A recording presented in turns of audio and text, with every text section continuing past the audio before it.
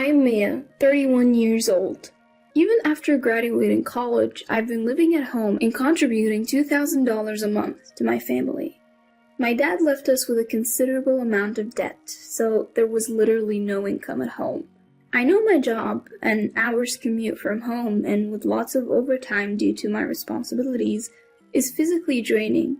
I get it. I should move out and rent a place closer to work. But my mom, who claims to have menopause and migraines, refuses to work.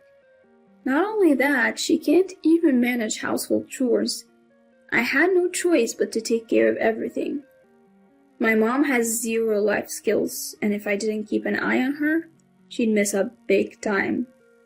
And so, life went on like this for a while. Something important has come up. Make sure you're home this upcoming Sunday. I got a rare message from Randall. Randall's voice.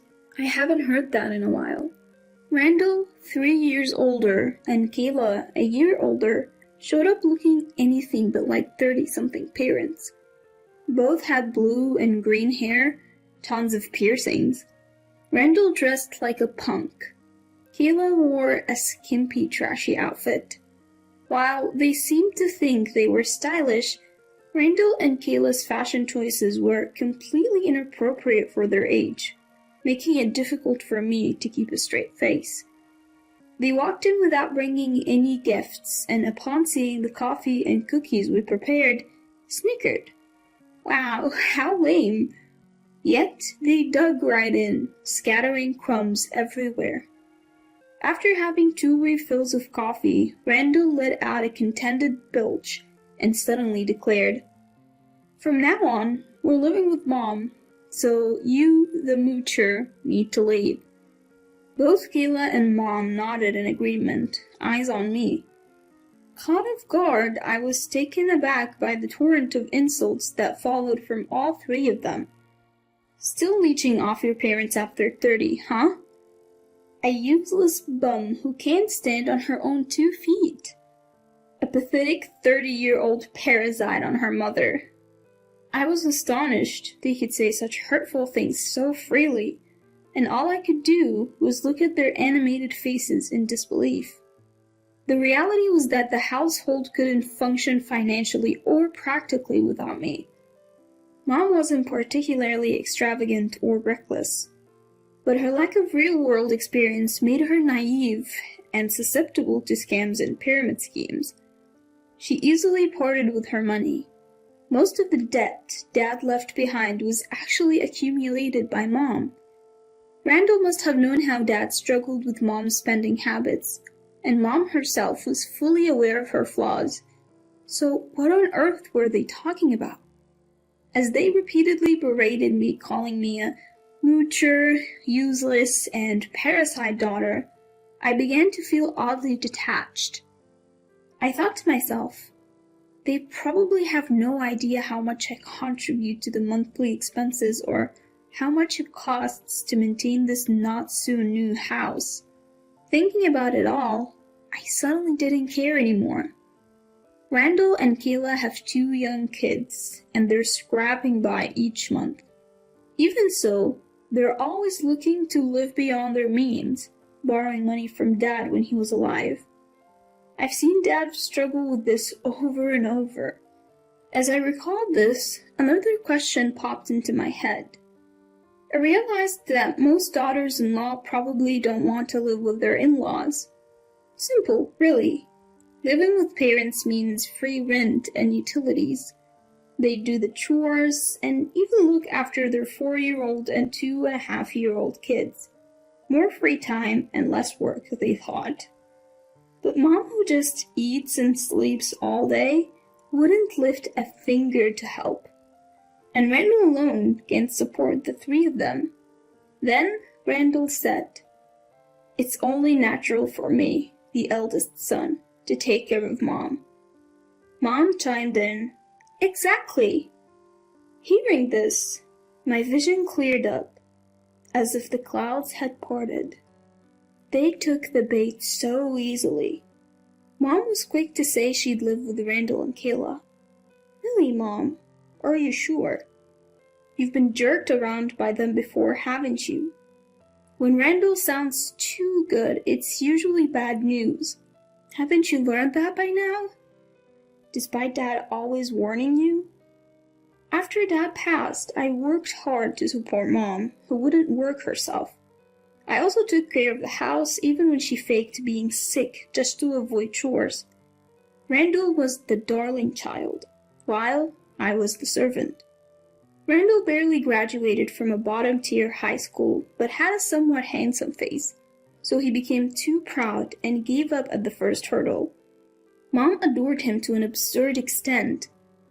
I worked hard, earned my qualifications, and pursued the job I wanted. Mom couldn't care less.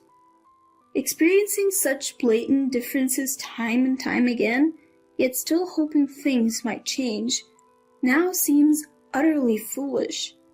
Enough is enough. I am done. There is no reason to tolerate this any longer. I'm leaving. Yes, that's what I'm gonna do. From their perspective, I'm useless after all. Once that thought crossed my mind, I felt incredibly liberated and decided to take action. I get it. I muttered under my breath. Hearing my response, finally, you get it. They smirked. Useless people are always slow to understand. Mom and Randall exchanged sarcastic smiles. Thinking I was out of sight and out of mind, Mom, Randall, and Kayla excitedly discussed their future living arrangements. While I watched their faces with a newfound indifference, I had a thought. They might see me as a burden, but my income is actually 4 times higher than Randall and Kayla's combined. The new apartment I secured is just 5 blocks from work, a 10-minute car ride tops. I could even bike or walk there. It cuts my previous commute down to a 1/6, so even if I work late or have a hectic schedule, the strain on my body will be minimal. I got excited at the idea of walking to work during the pleasant seasons. Since most of the money that used to go to my family will now go toward rent, I picked a spacious apartment with a large living room, a walk-in closet, and 2 bedrooms covering 400 square feet. I plan to use the second bedroom as an office for when I bring work home. I upgraded to a faster computer and decked out my space with a large TV and bed that I couldn't have at my parents' home. When the time came to move, I loaded up all the appliances I had purchased with my own money into the moving truck. Seeing the confused expressions of Mom, Randall, and Kayla's faces almost made me burst out laughing. The refrigerator, microwave, oven, robotic vacuum, washer, and dryer. All of it was handy-picked by me from options recommended by a friend in the appliance industry to make my life easier while balancing work and chores. Why are you taking those appliances? They belong to this house! Kayla screamed hysterically. They're appliances I bought. I just left them here because I was living here. I replied with a composed smile. Kayla clenched her teeth with a cartoonish pout, glaring at me, but it didn't scare me at all. In fact, it seemed almost comedic. Leave them! We'll be in trouble without them! This time, Mom yelled. Why would you need them when you don't even do housework, Mom? Besides, if I'm getting kicked out, why would I leave behind things I bought?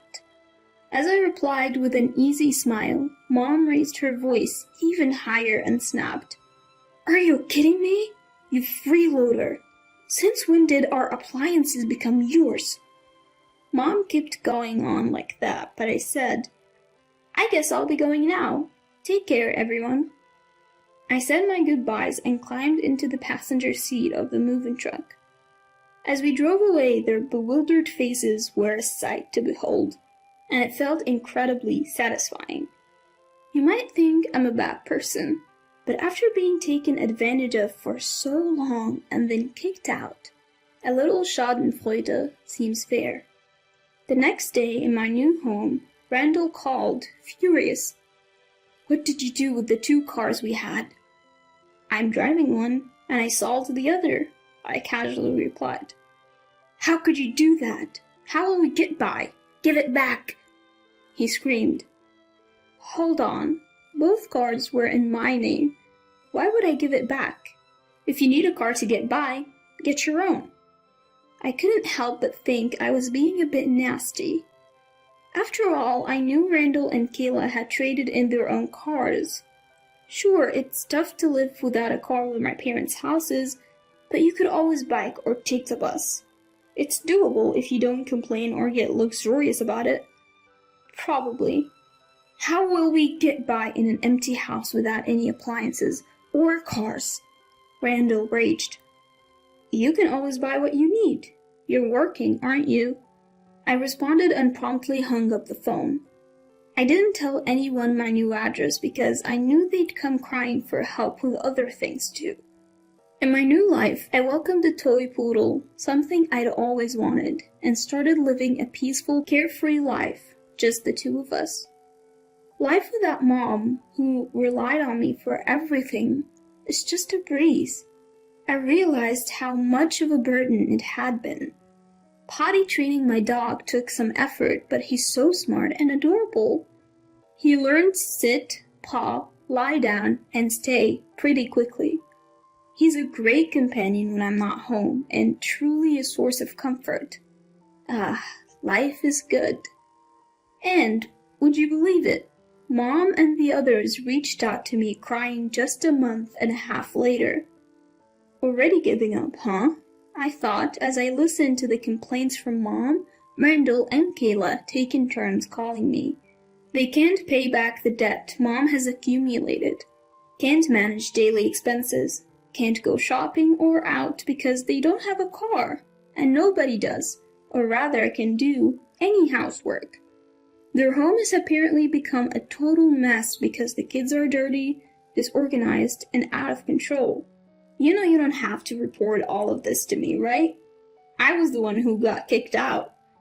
I told them after listening to all of their complaints. All three were like, come back, do the housework, contribute money. I calmly replied to each point. I can't afford that, living on my own. Stop asking for money from a useless moocher. I'm busy with work and might be relocating soon, so I can't come back. Figure it out, the three of you. What really left me dumbfounded during the conversation was learning that both Randall and Kayla had quit their jobs. Why did you quit? How did you plan to live without working? I asked. Turns out Randall and Kayla assumed Dad had left them an inheritance. What a shocker. Come on, I've told you this time and time again. Dad left us in the red. You could say it's a negative inheritance, you know? You keep freeloaders at home and Mom doesn't even work, so you must be hiding a fortune from me, right? Randall just kept going on with his assumptions, not listening to a word we said. So I finally told him, if you're so convinced, why don't you check Dad's account? When Randall and Kayla actually checked, they were stunned to find no inheritance. Still, they kept sending me messages like, help us, come back, do chores, I'm hungry, lend us money. I asked, you're going to pay it back, right? They were all left speechless. Turns out, they never intended to pay me back. They saw me as someone to exploit endlessly. Disappointing, really. I finally told them, I can't help you with anything anymore, so don't contact me. Goodbye. I blocked calls from Randall, Kayla, and even Mom. Without a car or money, I doubt they could even come to my workplace. I no longer have any connections to the life of Mom, who has debts, and two irresponsible adults who hate working and have two kids who will need more support. Although I wish they'd become better parents or grandparents for the sake of the kids. I doubt it will happen. People don't change that easily after all. I'm financially stable, but I have no intention of being exploited any longer or giving a single cent, as the love has also vanished. In fact, it looks like I'll actually be relocating for work. I'm going to be the head of a newly established branch for a new project, and might settle there long term. So I'm thinking of buying an apartment nearby. It's a bit suburban, so it looks like I'll be able to get a pretty spacious place. I'm excited. I plan to keep working hard and enjoy life, with my dog by my side.